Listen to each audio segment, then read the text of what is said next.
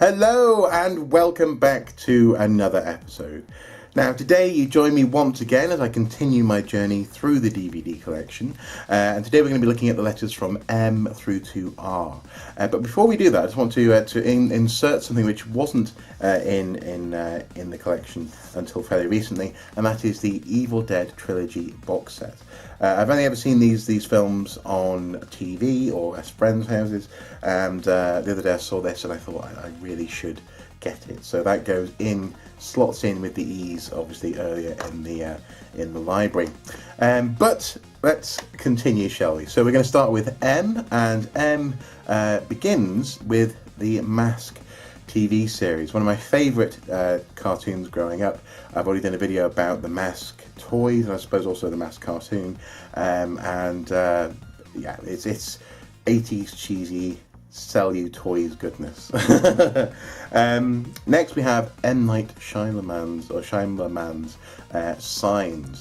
This could be an S, but we've come across this previously. This particular backup library does things in its own way. So this particular film is in M. Signs I do quite like. I have to be in the mood to watch it though. It's not as good as some of his other films, and it certainly suffers from the fact that everyone is looking for the twist, or was looking for the twist when it first came out. He's becoming the twist director, and so Signs does somewhat suffer from that, I think. But it's okay. It's okay. Mad Max 2, fantastic films. I really need to try and see the most recent Mad Max, Fury Road. But these two films are obviously they're very different from each other, not least because of budget, but also they really are rightly considered to be sort of cult classics, especially manly cult classics. Now we go to Made in Dagenham, which is a film all about the struggle for equal pay amongst women working in a Dagenham car factory, and it is fantastic. The trailer is very clever. I suggest you go and watch it, and it really highlights some elements in the film. It's very good, and it's also actually really nice because it doesn't just show a black and white view of men and women at the time in Britain. It's very good. Man Bites Dog. This is a film I haven't yet seen, I have to say. I was given it by a friend. I'll have to watch it sometime soon. Now, Man Dancing is an interesting film. It's actually a movie that's it's fairly low budget, made by a British director, and it's set in Glasgow. The main character actually starts his journey in Belfast, goes to Glasgow, and actually the film ends in Newcastle by something called the Angel of the North, which is a local monument. So in some ways it's got some local connections. It's a very good film. It's a very British film. It's a very Glaswegian film. But it's well worth watching. If you liked Trainspotting, then you'll probably like this, if that's what I mean. But that's not a very good comparison to make, so don't linger on that too much in your mind. Man of Steel. Now this film I was looking forward to immensely when it first came out. Clearly it is this bridging movie between the Dark Knight trilogy, as it were, and the new DCEU. Certainly the style of Man of Steel was done in the Dark Knight trilogy style. Certainly its marketing and the name of the movie. I like it. I like it. I think they made some mistakes, but I'm hoping the test of time will do this film justice. Sort of. My wife hates it though. She's oh poor me, I'm invulnerable to bullets. She's got no sympathy for Superman.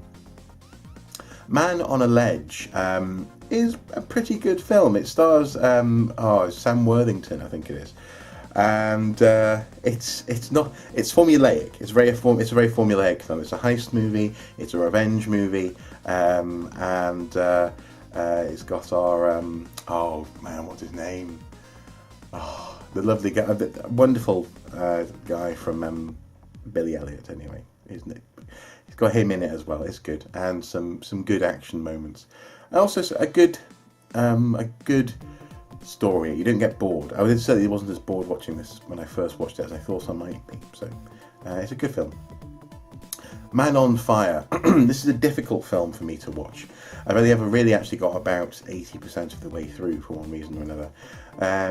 I believe directed by Ridley Scott. It's not one of his best films. It's also not one of Denzel Washington's best films.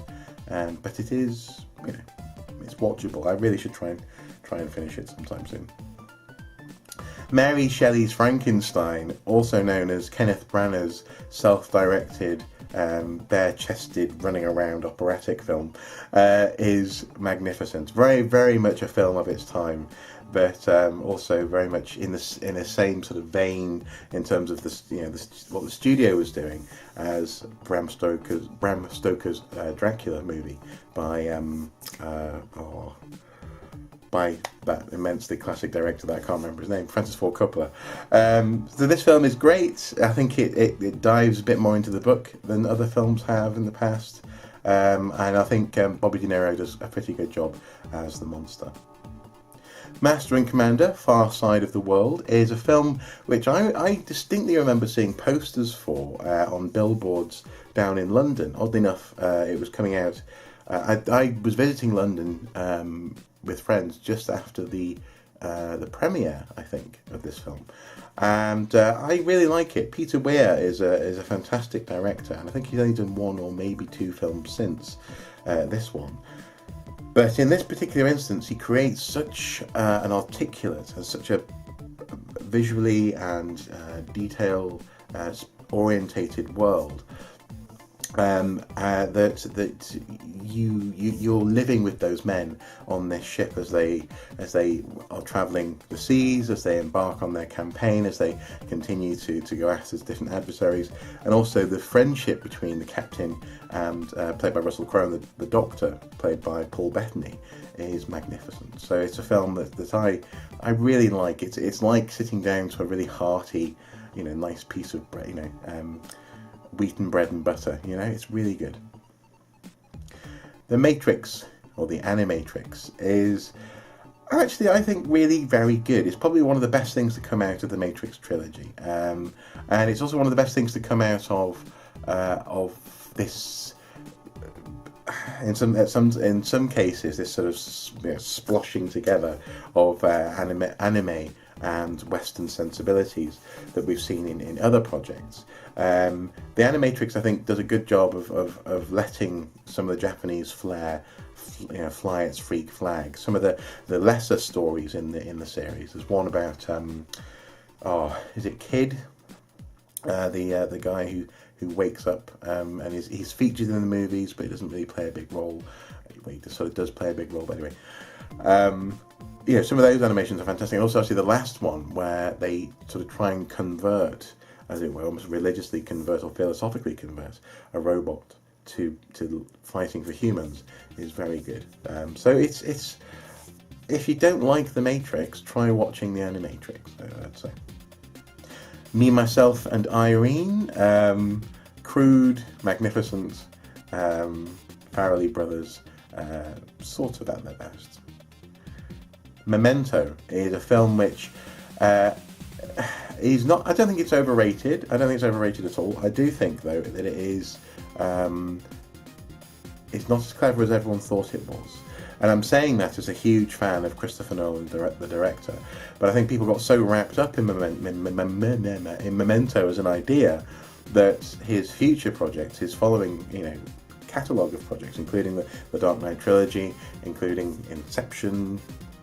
The Prestige, which is one of my favourite films, they all suffered from people looking for the Mementoism, as it were, almost like M. Night Shyamalan and Signs, etc. Everyone looking for the Sixth Sense twist, and so the sort of the non-linear storytelling that he does employ in other films, which he first sort of really nailed with this one, isn't always deployed to the best effect in his other projects. So I think Memento is a shadow that Chris Nolan is still trying to get out from underneath, and I think hopefully his upcoming Dunkirk movie will help him to do that. I can't imagine there'll be too much Mementoisms in there. Michael McIntyre, Live and Laughing. I'm not a huge Michael McIntyre fan. I can just about stand him. My wife loves him though. He's a comedian, for those of you who don't know.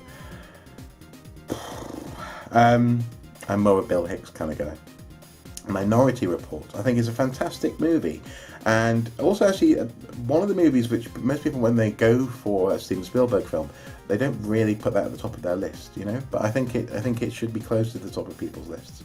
I think it's complex. I think it's beautiful, and I think it's elegant as well. Definitely better than AI. Miracle on 34th Street. We have the original and the remake in this box set. Both lovely movies in their own way. I think I prefer the original though, the black and white Miracle on 34th Street. Miss Potter is a very good film starring Renée Zellweger, I think, as Miss Potter, Beatrix Potter. It's a beautiful story with a little sprinkling of tragedy as well. But then again, that was her life, and that is so often life as well.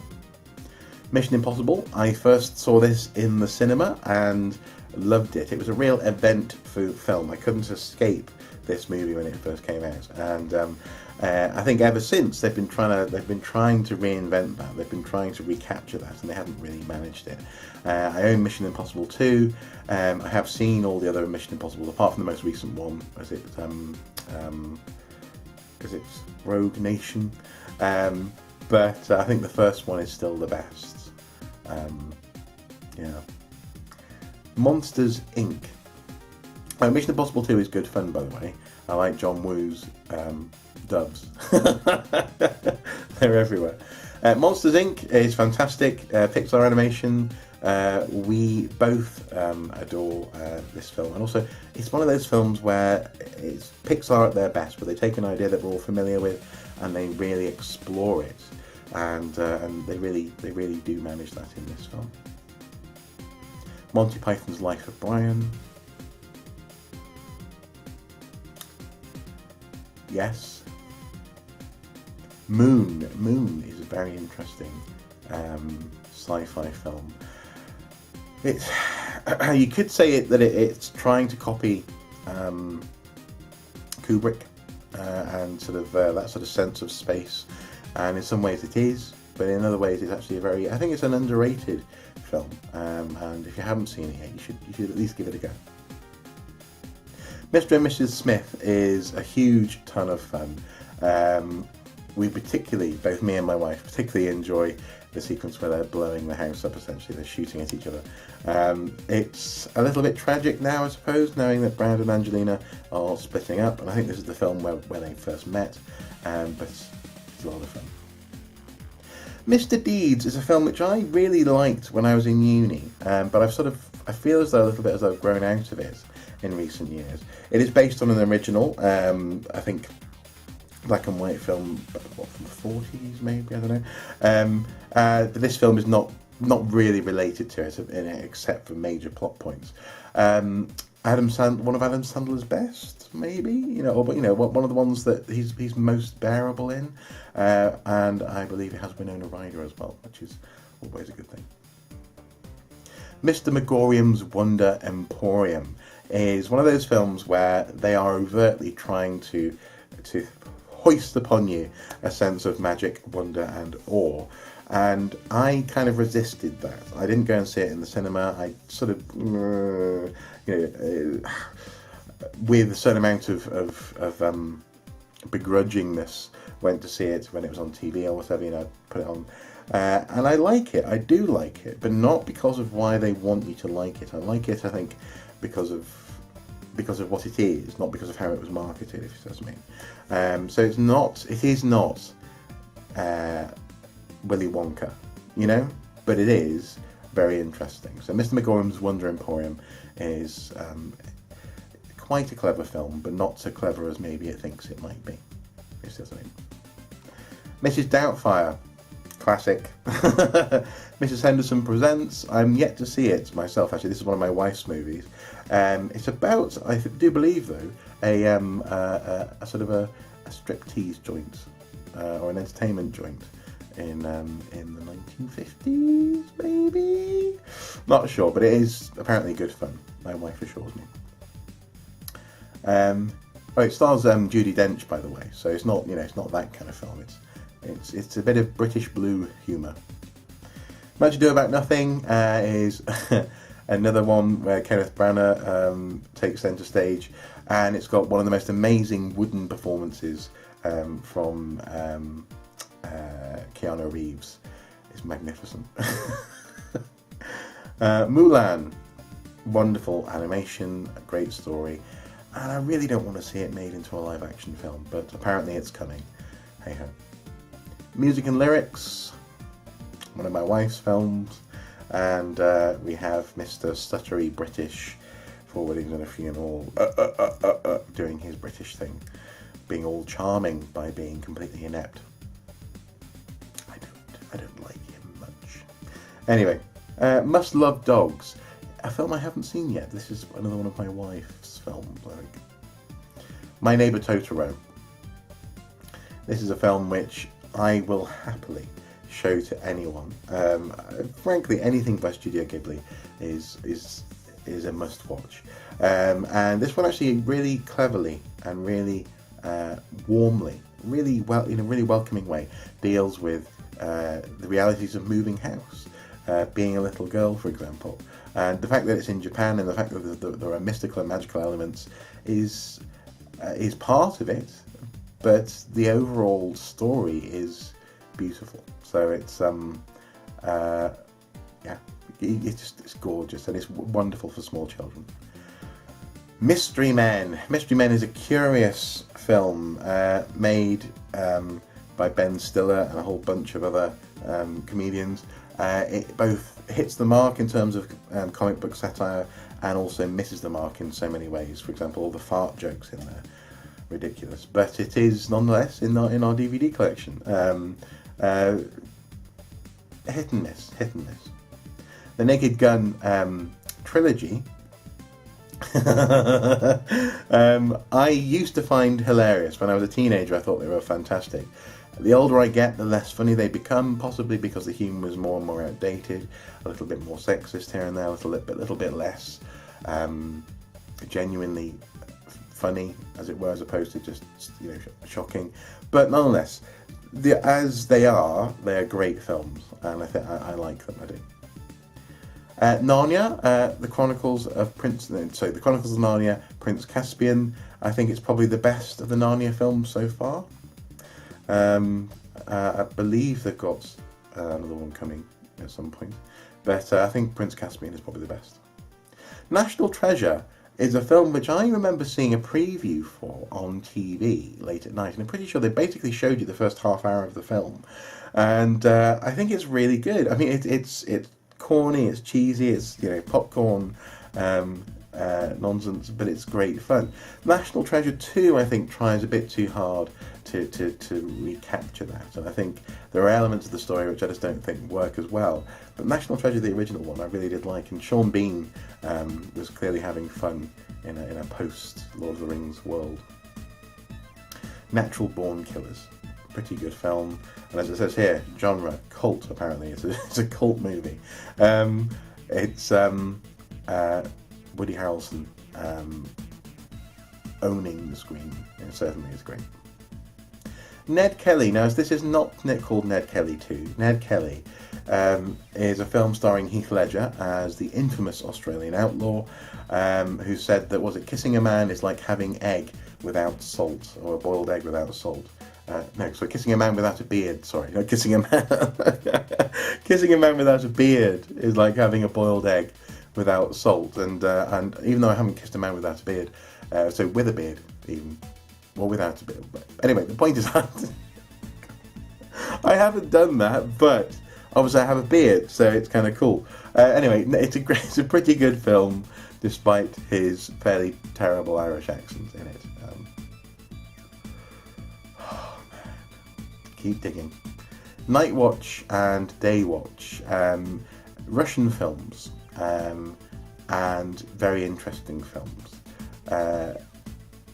I don't want to spoil it. They're fairly dense in terms of plot and in terms of how the stories play out, but visually very interesting. So if you haven't seen them, you should give them a go. I mean, you do need subtitles, but you also don't need them. Actually, you can just watch it and enjoy them as visual feasts. Night of the Living Dead. This is such an important film, and one of the most interesting black and white films that I have ever seen. It also obviously goes on to lay the groundwork for later for the entire zombie genre. But the reason why I say it's one of the most interesting films I've ever seen is the way that they are. Yes, they're playing with taboos of the dead, but also they're playing with, for example, racial taboos as well. And it's a good film. Good film. It's not just a zombie film. Ninja Scroll, 10th anniversary special edition. This is an anime epic, and it is not for the faint-hearted. I'll just warn you. It's got some fairly graphic violence, and frankly some bizarre sexual scenes as well. It's good. It's very good. No Country for Old Men is a film which I need to watch more often. It is a fantastic film. It is actually epic because of its understatedness. It's not over the top. The music isn't ridiculous. People don't have these great big long soliloquies for no good reason. But there is a certain stillness, especially to the bad guy in this movie, which just is mesmerising. And I really should. I should watch it. I should watch it this weekend. I'll watch it this weekend. Promise. Noah is a film which we went to see in the cinema, and I don't usually like religious films, but we do own this one, and we own this one primarily because I love the visuals. I love the vision of a sort of a mythical history of the world when all the continents were joined together. I love the idea of technology running rampant out of control. I also love some of the imagery that shows essentially the evolution of life on this planet in sort of like a stop motion photography kind of style. So it's a film which I can take or leave the premise, but visually I love watching it, and so yeah, very good. The music though at times can be a bit cheesy, can be trying too hard and therefore comes across as cheesy. You know, listen out for it. There's sort of this kind of thing. Yeah. It's sort of going, this is epic. You know, yes, we get it. The Ocean's 11 trilogy, the Danny Ocean trilogy, are all here. So Ocean 11, 12 and 13. 12 don't get. 11 and 13 we love. Number 12 I think was an odd experiment and it didn't quite work. Especially this sort of weirdness of having an actress playing herself and someone else in the same film is odd. Oh Brother, Where Art Thou? Another film which is absolutely magnificent from, oh darn it, directors who I enjoy and love. They did the Brothers, I've forgotten what they're called now. They did No Country for Old Men as well. Oh Brother, Where Art Thou is a lot of fun, especially the song. The song is wonderful. Just if you haven't seen it, you should watch it. Of Gods and Men. Now this is a film. It's a drama actually based on a French community of priests who find themselves essentially under siege in a country that no longer seems to want them, and eventually basically they're taken away and probably killed in the snow. But it's about strength of persistence and belief and community against the odds. It's a powerful film, especially given that we know that this actually happened. It's a very interesting movie. On the Air is a collection of short animations based on the ramblings of a radio legend in Northern Ireland, and unless you've watched this DVD, unless you've heard those radio shows, it's not really going to work me explaining it. But it's magnificent. It really highlights the bizarreness of especially country life in Northern Ireland. Yeah. So basically, it's based on typically phone conversations between the DJ and the public. So it's vox pop stuff and magnificent. Once Upon a Time in Mexico is part of the Mariachi trilogy. I think it's pretty good. I don't think it's as good as Desperado or El Mariachi, but I find Johnny Depp's role in this movie oddly compelling. I wouldn't say that it's, that I go, oh, it's one of his best roles. It's not at all, but it is oddly compelling. One of our dinosaurs is missing. That is is a really old Disney film where a dinosaur ends up being stolen from a museum and goes on a ride through the English countryside. Only Yesterday is another Studio Ghibli film. It's one of his lesser known movies, and this one doesn't have an English dub, just to warn you if you're interested in watching it. It's a very nice tale about memory and, again, growing up, and lots of the themes which are in his other films, but this one is a bit more for grown-ups, I suppose, than just for children. I say just for children, than for children. Just for children. None of his films are just for children. Origin Spirits of the Past. This is a beautiful, gorgeous anime. Utterly beautiful anime. But it never quite seems to earn its epicness. It's odd. It's as though they know that they're going to be visually blowing you away, and so there's a sort of rushed sense to the film. It's hard to explain. It really is. But I have it because it is gorgeous. But I do not think it is what I don't think it achieved what it set out to achieve. Osmosis Jones is a film that I think did achieve what it set out to achieve. It is a fairly little known animated film, sort of combined with some live action elements. So it basically, is it Chris Rock? I think it's Chris Rock who's it's just a voice basically, but he's a germ who lives inside Bill Murray, and he's got to try and stop Lawrence Fishburne as essentially an Ebola type virus from killing him. It's like animated germ noir with Bill Murray on the outside. So sort of like Inner Space, if you've ever seen that film, but very good. It's great. And also actually, William Shatner is the mayor of Bill Murray. We're going to be building extra jowls for people to live in. It's magnificent. Outbreak is a film, one of the first films that I remember seeing Dustin Hoffman in. It is, oddly enough, next to Osmosis Jones, kind of appropriate. It's also about germs and disease, but it's much more serious than that. A town gets cut off, essentially, in America because Ebola is let loose. Outlander and Pathfinder, curiously enough, again, these two films are next to each other. Both very similar. They're both sort of Viking myth, nonsense, fun B-movies. Outlander essentially is Vikings versus aliens, or Viking versus alien monster, and Pathfinder is Vikings versus Native Americans. Both lots of fun.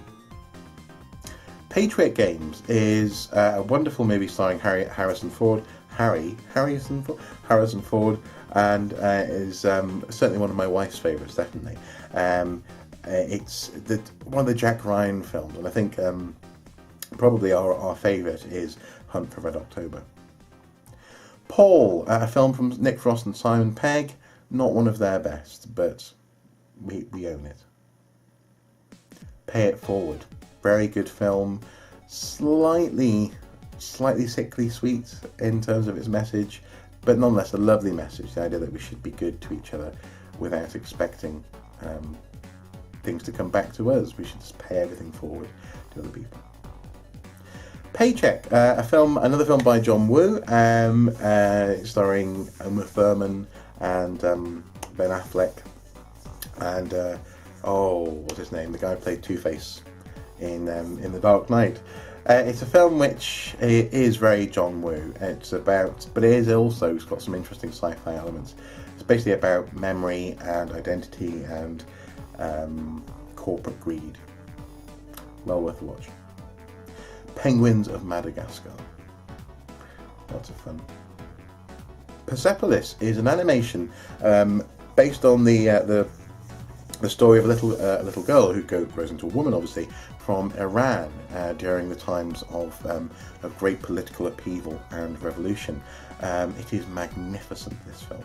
The art style is beautiful, but also you get an Iranian perspective, and it doesn't feel like a foreign perspective. It feels like you understand where she's coming from, and it's magnificent. It really is. Peter Kay's Special K, another British comedian. Again, not one of my favourites. I think this is one of my wife's as well. Philadelphia. Boy, does that film bash you over the head with you must feel sorry for this man. Obviously, I do feel sorry for the man, and and HIV is a terrible thing, and so is AIDS. But it's a film where they pushed hard for that Oscar, didn't they? Phone Booth. It's a film by Joel Schumacher after he did his disastrous Batman and Robin movie. And this one is good. It's small scale. It's still got Joel Schumacherisms here and there, but because it's set in basically a phone booth, he's kept in control. He's kept in check, and the director is at least, and so it works. It's a good film. I like it. I really do. I saw this one, another one of those films which I was introduced to when I was working at Blockbuster. Pieces of April. I have not seen that film. This is actually one of my wife's. Pirates of the Caribbean 1. I used to have 1, 2 and 3, but I got rid of actually all 3 of them at one point, and recently repurchased Pirates of the Caribbean number 1 because I think that's the best, and it's the only story I really care about in the entire Pirates film so far. I have seen number 4. I'm yet to see obviously number 5 because it's not out yet. It is? No, it's not. Pitch Black. Fantastic. It's a wonderful film, and actually one where Vin Diesel really shines. He, no pun intended there, if you know the plot in terms of his eyes.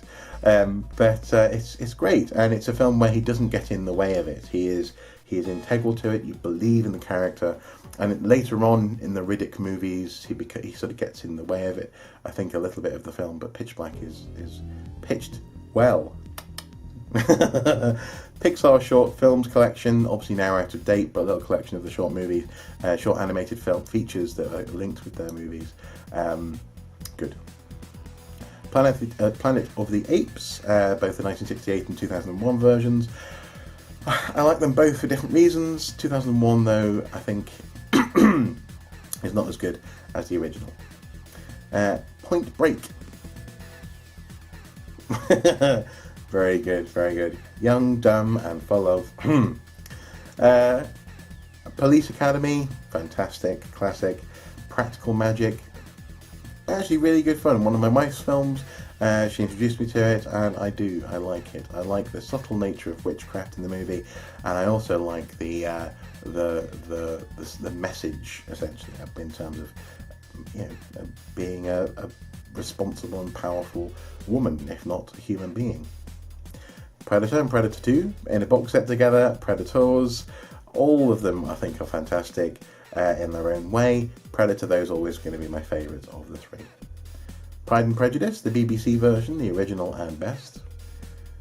Prince of Persia, Sands of Time. I think I've only ever watched it once or twice. It's not, it's really not anywhere near as good as the computer games, put it that way. Princess Mononoke is a film which we had to watch twice to get through. It's fairly dense in terms of its ideas, but it is another Studio Ghibli film which is magnificent. It's sort of next level though. You start off with the nicer ones, and then Princess Mononoke is a bit more challenging, but it's very good. Pretty's Honor. I'm actually yet to watch that one. It's another one of my wife's films.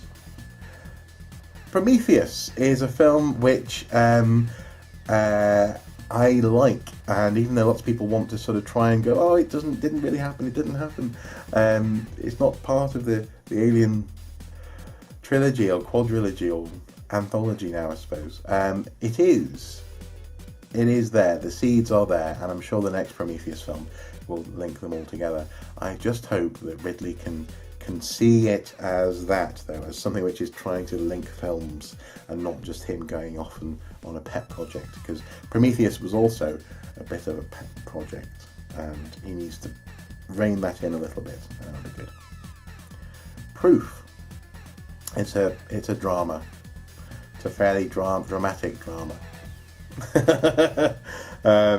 Alzheimer's, Clever People, Tragedy, yeah.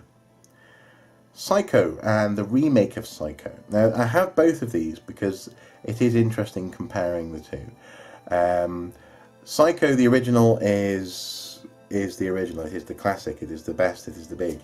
Psycho, the remake, is fascinating as an exercise because they remake it shot for shot. And they also inserted, I think, elements which weren't in the original cut of Psycho, which are now in expanded, I think, cuts of Psycho. I think they're both interesting to compare to each other, but obviously the original film is the best. Vince Vaughn is not going to be my Norman Bates. Pub Dig. I'm an archaeologist, and this particular TV series was done by an archaeologist who I know and have had a couple of very interesting conversations with. And it's a TV series which I think should have had a longer life, but sadly didn't. So one season only, and I bought the DVD box set from The Works, if you know that shop in the UK. Quantum of Solace, not one of Daniel Craig's best films. They were writing it as they were shooting it because of the writer's strike. But in terms of his Bond movies, not as bad as Spectre. I know that's a terrible thing to say, isn't it? But I think this film is a bit more coherent actually than Spectre. I think Spectre has elements in it which are just odd. Go over here, go to this base, undergo torture, blow up the base, leave the base. Anyway, R.I.P.D. Good fun. Trying to be Men in Black didn't quite work. Radiohead, Glastonbury 2003, a bit of a bootleg DVD there. Rage Against the Machine, again, 2 Rage Against the Machine concerts, what can I say? Rambo, good fun, solid Rambo fun. This is Sylvester Stallone returning to the role, but the blood is that terrible fake blood effect. I don't like it. Ratatouille, a wonderful Pixar movie, and the food, the cooking in this film is magnificent. Rear Window, total classic, where actually they built one of the biggest sets ever built for the view from his rear window, so they could control every element of it, the lighting and who was in what window and this kind of thing. A wonderful film, but also technically fascinating when you understand the effort that went into it and presumably the cost. Rebel Without a Cause, absolute total cinematic classic. Red and Red 2. Red is better than Red 2. They shouldn't make a Red 3, although I think they are. Bruce Willis really trying. I don't know. He's being Bruce Willis now more and more, isn't he? In too many films. I think he needs to stop being Bruce Willis in every film he's in. G.I. Joe and countless others at the moment. Red was good though. I did like Red. Red was lots of fun. Red Dragon. Both me and my wife are huge Hannibal Lecter fans, and this version of Red Dragon is pretty good. I think the other version, which we don't own, but the one which stars Brian Cox as Hannibal, is also pretty good in its own way. But this version fits in better with the canonical Hannibal movies, which Hopkins has starred in. Red Dwarf. Sci-fi Britishness at its best. If you haven't seen Red Dwarf, you really should, and at some point, hopefully in the not too distant future, I'll be doing a video about why I love Red Dwarf. It's just magnificent. Resident Evil, all the different Resident Evil films, from the original, Apocalypse, Extinction, Afterlife, Retribution. They get increasingly worse, don't they? And they all. I mean, like with Extinction, they were clearly going for like a Mad Max vibe. I think actually in the extras, I think the director sort of says, "Well, we were watching Mad Max. I thought, wouldn't that be cool to make a Mad Max movie?" Well, make a Mad Max movie then, Paul. Don't make Resident Evil. The first one was just scarcely, barely holding on to what Resident Evil was. The second one was a little bit closer in some respects. I could see that what they were going for, it was very similar to Resident Evil 3, possibly. The game, Resident Evil 3, that is. But after that, they've just completely lost the plot. And I would like to see a Resident Evil movie done well, along the lines of Resident Evil, or actually even ironically along the lines of House of the Dead. But this team and Mia Jovovich is not the person or people to do that. Now, these are interesting. Resident Evil Damnation and Degeneration are computer animated films which are better. They're not the best. They're still not, I don't think, a great Resident Evil movie, in so much as they suffer from the Resident Evil computer game, Resident Evil 5 onwards hangover. There's just too much going on, too much of a global, pseudo-political weirdness going on in the background. But it's better, and Leon S. Kennedy is a badass from Resident Evil 2. Riddick, or Riddick 3, pretty good. I like it. Getting back to some pitch blackness after they went to Riddick, or the Riddick Chronicles, which isn't as good, because basically Riddick Chronicles came after Pitch Black and tried to build this whole universe, really expand on it, put him as the head of this cult/army, and then of course they had to reduce that down to a Riddick story for part 3, which is, I think, the best, and then the second best story. So Pitch Black, Riddick 3, and then Chronicles of Riddick, in my opinion. Ride with the Devil is a film about, is it the Kentucky border war, or Missouri border war? It was recommended to me by a friend who lives in Kansas anyway, and it's very good. It's a little known movie, but historically very accurate, and it's a good film. It's a western, but it's also a drama, a docudrama, as it were, a documentary as well. Ringers, Lord of the Fans. I haven't watched it. It's a film starring Dominic, one of the hobbits anyway, starring Merry, is it Merry? Oh, I don't know. Anyway, one of the hobbits, and it's all about the mania surrounding the Lord of the Rings movies. Rise of the Planet of the Apes, I quite like it, I do. The next film, I forgot which one that's called, Dawn of the Planet of the Apes, I think is a little bit better, but pretty good, and leads in quite nicely into the other Apes movies.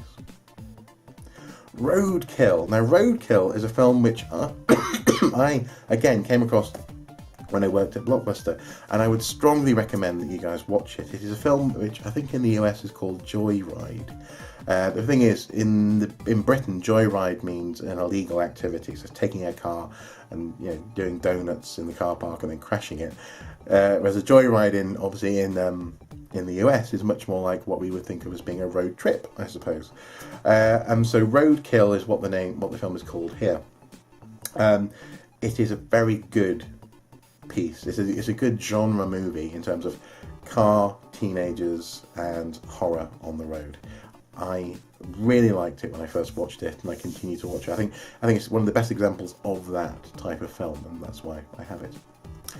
Robin Hood is not one of the best examples of that kind of film. It's kind of boring. Robin Hood, Prince of Thieves, though, is fantastic. I've already talked about that in a previous video. RoboCop, ooh, Freudian slip. RoboCop, the remake, you can see where the K came from there, the remake, is not as good as the original RoboCop.